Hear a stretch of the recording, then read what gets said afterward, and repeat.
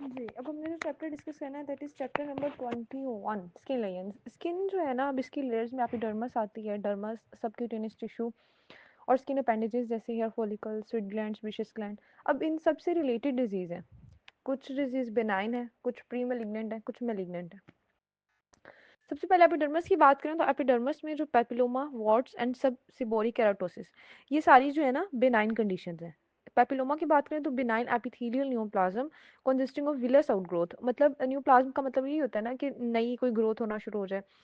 ठीक है, तो ये बिनाइन है, एपिथेलियम में बनती है और विलाय बनते हैं, इसमें विलस आउटग्रोथ बनती है। उनकी जो स्ट्रोमा है उसमें फाइब्रोवास्कुलर टिश्यू होता है और नियोप्लास्टिक सेल्स ने कवर किया होता है। ऐसा कोई ट्रीटमेंट नहीं चाहिए इसको, जो है अगर अगर सिम्टम्स ये कॉज कर रही है या कॉस्मेटिक अच्छी नहीं लग रहा तो आप इसको रिमूव कर सकते हो। अच्छा, इस ना चैप्टर के लिए जो सबसे इंपॉर्टेंट चीज़ है ना स्किन लेयर्स के लिए, वो है कि आपने इसकी ज़्यादा से ज़्यादा पिक्चर्स देखनी है। लाइक आप अगर पेपिलोमा पढ़ो, आप पहले गूगल करके उसकी पिक्चर देखोगे। और सबसे अच्छा तो ये रहेगा कि आप स्किन लेयर्स का जो है ना वो कुछ पिक्चर्स को गूगल से डाउनलोड करके उनका प्रिंट निकलवा के आप यहाँ पेस्ट कर लो। बिकॉज जितनी अच्छी प्रेजेंटेशन आपको पिक्चर से समझ आएगी और वो आपकी मेमोरी में रहेगी, उतना मतलब आपको रीड करने से याद नहीं रहेगा। तो इस चैप्टर का फिर कोई एमसीक्यू कोई एसीक्यू आपका गलत नहीं होगा अगर आप अच्छी पिक्चर मेमोरी अपनी बना लें। आगे वार्ड्स पे चलते हैं। जो वार्ड्स हैं ये भी बिनाइन स्किन ट्यूमर है।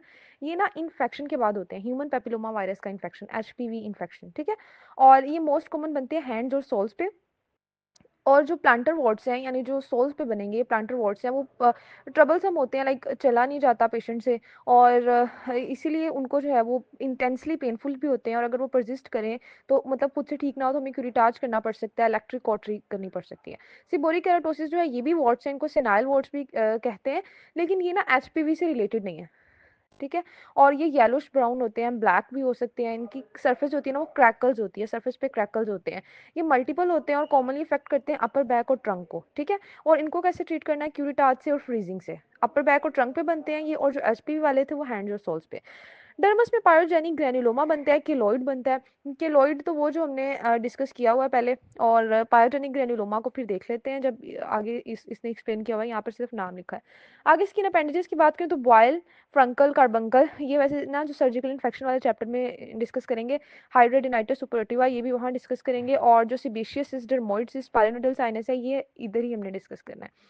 सबक्यूटेनियस टिश्यू में लाइपोमा और न्यूरोफाइब्रोमा आ जाते हैं। लाइपोमा आप लोगों ने वार्ड्स में देखा होगा, सर्जरी की वार्ड्स में, या अगर नहीं देखा हुआ तो अगेन मैं वही बात रिपीट करूंगी कि इसकी पिक्चर्स देखें, फिर आपको याद रहेगा। लाइपोमा एक जो है ना स्लो ग्रोइंग बिनाइन ट्यूमर है, फैटी टिश्यूज का, नाम से ज़्यादा ना लिपिड फैट फैटी टिश्यूज का। लोब्यूलेटेड सा सॉफ्ट मैस होता है, फाइब्रस कैप्सूल ने इसको इनक्लोज किया होता है, इसमें फैट सेल्स के क्लस्टर्स होते हैं। और ये जो है ना यूनिवर्सल ट्यूमर इसको इसलिए कहते हैं because it can occur anywhere in the body. ठीक है, तो इसको यूनिवर्सल ट्यूमर कहते हैं। मोस्ट कॉमनली ये बैक ऑफ नेक पे और शोल्डर्स पे मिलेगा। जो सर्जरी का पेशेंट मैंने वार्ड में देखा था ना उसके भी बैक ऑफ नेक पे था।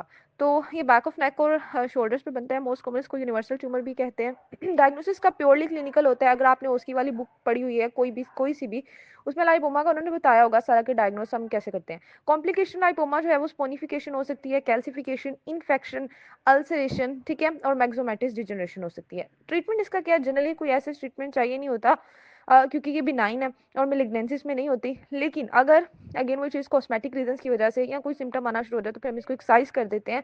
और फेमिलियल मल्टीपल लाइपोमाटोसिस क्या होता है कि बहुत सारे लाइपोमा बन जाते हैं। ठीक है, ये बहुत रेयर कंडीशन है, इसमें ना ऑटोसोमल डोमिनेंट ये इसकी ट्रांसमिशन होती है। और इसमें मल्टीपल इनकैप्सुलेटेड लाइपोमा, मैंने कहा ना फाइब्रस कैप्सूल होता है इनमें, तो इनकैप्सुलेटेड लाइपोमा बन जाते हैं ट्रंक पे, एक्सट्रीमिटीज पे। ठीक है, हेड एंड शोल्डर में नहीं बनते, बाकी एक्सट्रीमिटीज और ट्रंक में बन जाते हैं। फ्यू मिलीमीटर से लेकर 6 सेंटीमीटर तक इनका डायमीटर होता है, यानी बड़े बड़े भी हो सकते हैं 6 सेंटीमीटर तक। और लाइपोमा जो है वो 25 सेंटीमीटर तक भी देखा गया है। स्पॉन्टेनियसली रिग्रेस कर स्पॉन्टेनियस रिग्रेशन इसमें रेयर है। ठीक है, और इनका जो मेन ट्रीटमेंट है ना वो सर्जिकल एक्सियन है। अब आप कॉस्मेटिक रीजंस की वजह से या फंक्शनल इंपेयरमेंट की वजह से सर्जिकली एक्साइज कर दोगे, इसके अलावा जो ट्रीटमेंट कर सकते हैं वो लाइपोसेक्शन है, या लिपोलिसिस के लिए कोई फास्फेटाइलकोलिन का इंजेक्शन लगा दोगे। ठीक है, तो ये जो ट्रीटमेंट है ना ये तकरीबन सबका यही हो रहा है कि हम उनको जब हमने बात की थी वार्ड्स की तो उनको हमने क्यूरिटाज कर दिया था। ठीक है, अब हमने लाइपोमा की बात की तो सर्जिकली एक्साइज करना पड़ रहा है। तो ये दो वर्डिंग जो ट्रीटमेंट की ना ये याद रखें, ये एमसीक्यू के लिहाज से भी इंपॉर्टेंट होती है। आगे न्यूरोफाइब्रोमा की बात करें तो नाम से जाहिर हो रहा है नर्वस और फाइब्रस, यानी इसमें न्यूरल और फाइब्रस दोनों टिश्यूज होते हैं। ठीक है। और इसकी टाइप्स है local neurofibroma, generalised neurofibroma, plexiform neurofibroma, neurofibromatosis, जैसे वो लाइपोमाटोसिस था। जो प्लेक्सिफॉर्म न्यूरोफाइब्रोमा इसको एलिफेंटियासिस न्यूरोफाइब्रोमाटोसिस भी कहते हैं, ठीक है। लोकल न्यूरोफाइब्रोमा की बात करें तो मोस्ट कॉमनली अडल्ट्स में ये बनता है, वैसे किसी भी एज ग्रुप में हो सकता है, बट मोस्ट कॉमन अडल्ट में सबक्यूटेनियस टिश्यू में बनता है। और इसकी वजह से प्रेस्टीजिया, टिंगलिंग की सेंसेशन आती है along the distribution of nerve, क्योंकि ये न्यूरोफाइब्रोमा है ना, ये शवान सेल्स में बनेगा, नर्व के साथ बनेगा, तो जहां भी उस नर्व की डिस्ट्रीब्यूशन है ना, उस सारे एरिया में प्रेस्टीजिया और टिंगलिंग सेंसेशन आना शुरू हो जाएगी, ठीक है। क्योंकि वो जो लाइपोमा है, सॉरी, जो फाइब्रोमा है वो क्या करेगा, नर्व फाइबर को प्रेस करेगा, उन पर प्रेशर इफेक्ट आएगा, जिसकी वजह से टिंगलिंग सेंसेशन आएगी। तो ये चीज इंपॉर्टेंट है, एग्जामिन आप करोगे तो आपको स्मूथ फिल्म से नड्यूल मिलेंगे, मोबाइल होंगे ये। और ये एक चीज इंपॉर्टेंट है कि जब हम along the direction of nerve fibre इनको मूव करवाएंगे तो इनकी मोबिलिटी रिस्ट्रिक्टेड होगी, ज़्यादा अच्छे से मूव नहीं करेंगे, लेकिन जब right angle to the nerve fibre हम मूव करवाएंगे तो ये फ्रीली मूव करेंगे, ठीक है। कॉम्प्लिकेशन इनकी क्या, सिस्टिक डिजनरेशन, सार्कोमाटिस चेंजेस हो सकते हैं। और आगे उससे बात की जनरलाइज न्यूरोफाइब्रोमा, जनरलाइज को वोन रिक्लिंगोसन डिजीज भी कहते हैं। इसमें मल्टीपल न्यूरोफाइब्रोमा बन जाते हैं, all over the body separate करते हैं, जिसमें क्रेनियल, स्पाइनल, पेरिफेरल नर्व, सारी नर्व्स इन्वॉल्व हो जाती हैं। कंजेनिटल कंडीशन, ऑटोसोमल डोमिनेंट इसकी ट्रांसमिशन है, मोस्टली सबक्यूटेनियस टिश्यू में बनते हैं और पेडंकलेटेड भी हो सकते हैं। ग्रेजुअली इनका साइज और नंबर इंक्रीज करता रहता है। और इनके साथ ना, अच्छा ये इंपॉर्टेंट पॉइंट है कि अगर इनमें पिगमेंटेशन हो जाए ना, अगर जनरलाइज न्यूरोफाइब्रोमा में पिगमेंटेशन हो जाए, तो पिगमेंटेड से स्पॉट बन जाए, तो उसको कहते हैं कैफ्यूलेट पैच, ठीक है, कैफ्यूलेट पैच कहते हैं। और कोस्टिक न्यूरोमा, फ्यूक्रोमोसाइटोमा, ये सारे भी इनके साथ एसोसिएटेड है, ठीक है, न्यूरोफाइब्रोमा के साथ एसोसिएटेड हो सकते हैं। अच्छा, ये जो है मल्टीपल एंडोक्राइन न्यूप्लेजिया का सिंड्रोम जो है उसका भी एक पार्ट हो सकता है।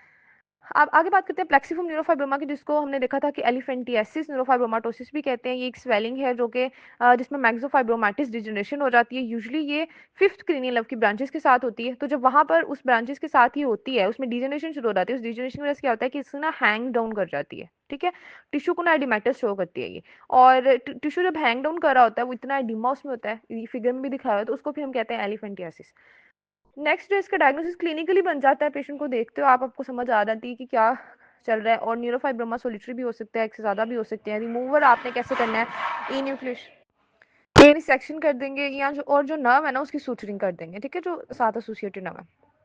अच्छा, अगर न्यूरोफाइब्रोमा में पूरी बॉडी को कवर कर लिया है, तो फिर आप मतलब पूरी बॉडी से तो इसको रिमूव करना थोड़ा मुश्किल है। फिर आप क्या करोगे, जो फेस या हैंड्स पर है, जो कॉस्मेटिकली अच्छे नहीं लग रहे, उनको आप रिमूव कर दोगे, एक्सरसाइज कर दोगे। तो ये आसान सा टॉपिक था न्यूरोफाइब्रोमा का। टिंगलिंग, प्रेस्टीजिया सेंसेशन होंगी, साथ एक फिल्म सी सॉफ्ट सी स्वेलिंग होगी। अगर जो ये फिफ्थ नर्व की साथ एसोसिएटेड है, तो फिर ये वहाँ पे डीमा करवा के एलिफेंटियासिस जैसी अपीयरेंस है, डीमा वाली अपीयरेंस देगा, ठीक है। अगर ये जनरलाइज्ड है तो इसके साथ फियोक्रोमासाइटोमा, कोस्टिक न्यूरोमा हो सकता है। और अगर इसमें पिगमेंटेशन हो जाए तो कैफियोलेट पैच बन जाता है। ये सारी जो है वो आसान आसान सी चीज़ें मैंने रिवाइज करवा दी हैं। आगे चलते हैं, आगे ना उन्होंने बात की कुछ प्री मेलिग्नेंट लेजन की। जो प्री मेलिग्नेंट लेजन है ना, ये स्क्वेमस सेल कार्सिनोमा के प्री मेलिग्नेंट लेजन है, ठीक है।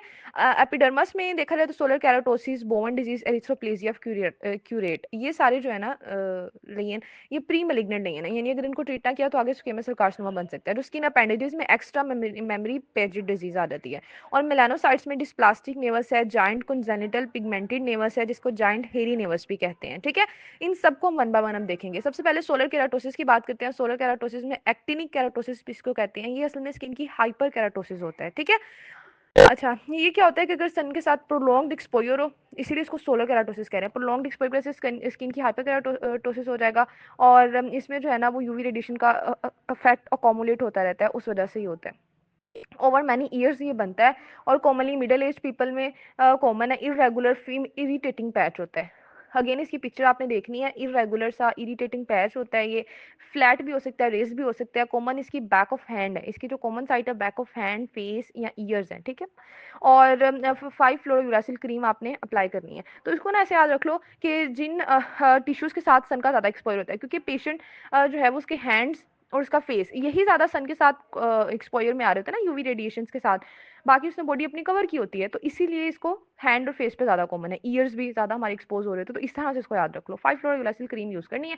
बोवन डिजीज की बात करें तो इट इज़ अ कार्सिनोमा इन सिटू, ठीक है। अगर कार्सिनोमा इन सिटू है, उसने बेसमेंट को भी इन्वेड नहीं किया, तो वो बोवन डिजीज है, सिंपल। अच्छा, ये जो है ट्रंक पे बन सकता है। और इसमें मल्टीपल स्केली एरिथमेटिस पैच बनते हैं, जिनके मार्जिन रेज्ड होते हैं। तो मल्टीपल स्केली एरिथमेटिस पैच, डायग्नोसिस हम बायोप्सी से करते हैं। इसका ट्रीटमेंट क्या है, इसको एक्सरसाइज कर देना है, क्योंकि अभी ये इन सिटू है, बाद में ये इन्वेसिव हो सकता है कार्सिनोमा।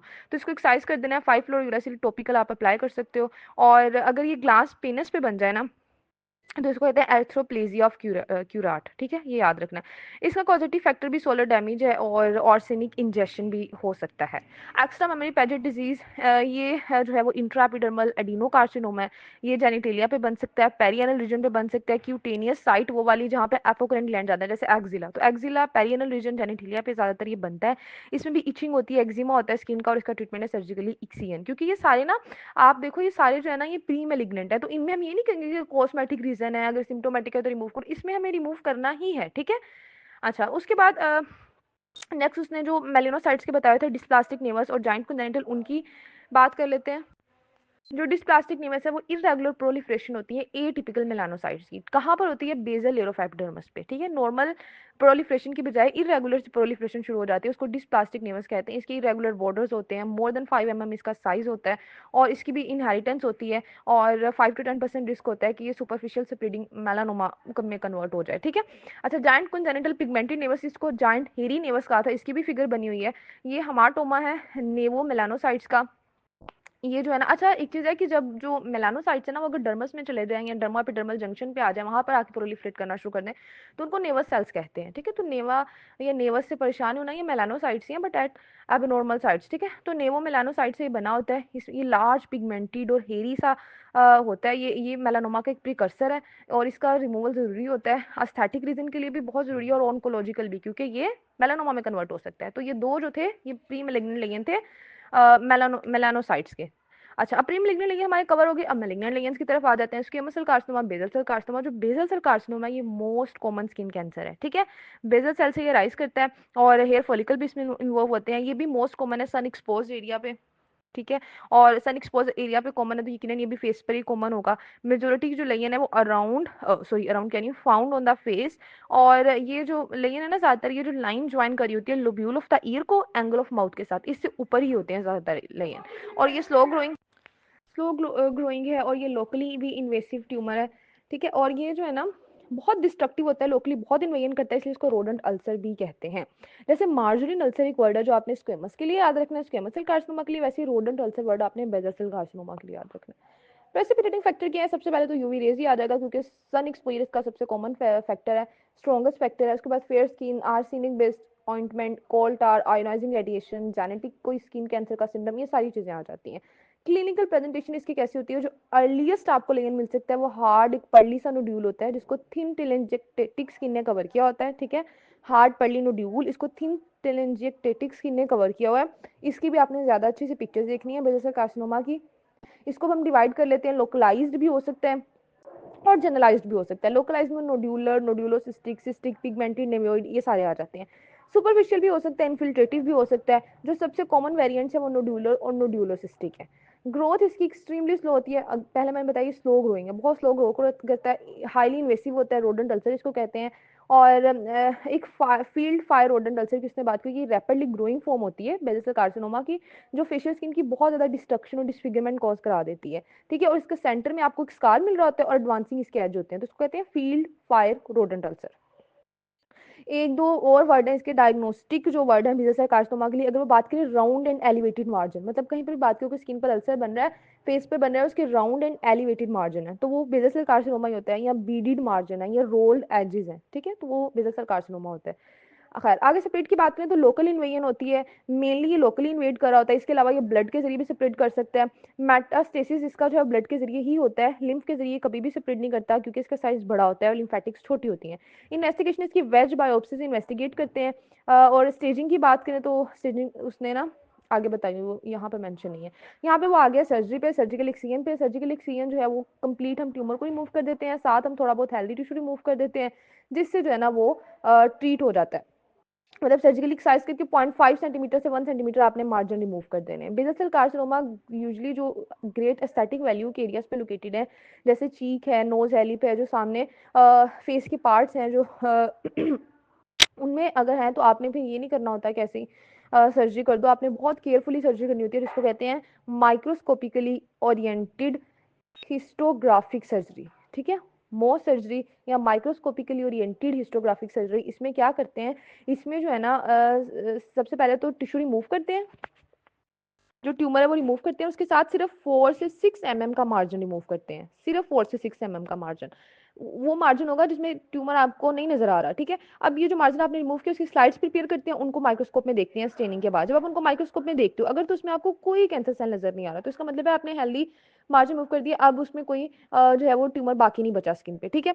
लेकिन अगर उसमें आपको कोई ट्यूमर सेल नजर आ गया, कोई कैंसर सेल नजर आ गया, तो आप फर्दर 4 से 6 का मार्जिन रिमूव करोगे, ठीक है, उस साइड से।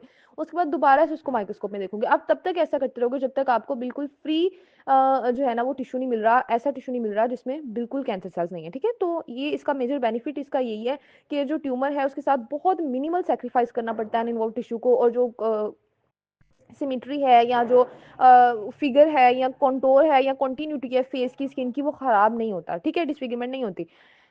लेकिन इसका एक नुकसान भी है कि बहुत लंबा प्रोसीजर है, बहुत टाइम टेकिंग है, बार बार टिश्यू को रिमूव करो, माइक्रोस्कोप में देखो, फिर रिमूव करो, ये बहुत लंबा है प्रोसीजर है, ठीक है। नॉन सर्जिकल ट्रीटमेंट क्या हो सकता है, basal cell carcinoma radiosensitive tumour है, तो रेडिएशन का इस पर अच्छा इफेक्ट आता है, बहुत अच्छा इफेक्ट आता है, तो आप इसको रेडियोथेरेपी भी कर सकते हो। लेकिन रेडियोथेरेपी जो है वो कॉन्ट्रा इंडिकेटेड है कि इस केस में अगर ये आई के बहुत क्लोज है और अगर कार्टिलेज के ऊपर है, तब आपने रेडियो नहीं करनी, तब आपने सर्जरी कर देनी है, या आपने क्या करना है, आपने जो है वो 5-फ्लोरोयूरासिल या क्रायोथेरेपी भी यूज कर सकते हो, ठीक है। तो ये हो गया जी सारी इसकी treatment modalities. Squamous cell carcinoma की बात करते हैं। स्क्वेमस सेल कार्सिनोमा की चलें नेक्स्ट क्वेश्चन नोट से बात करते हैं।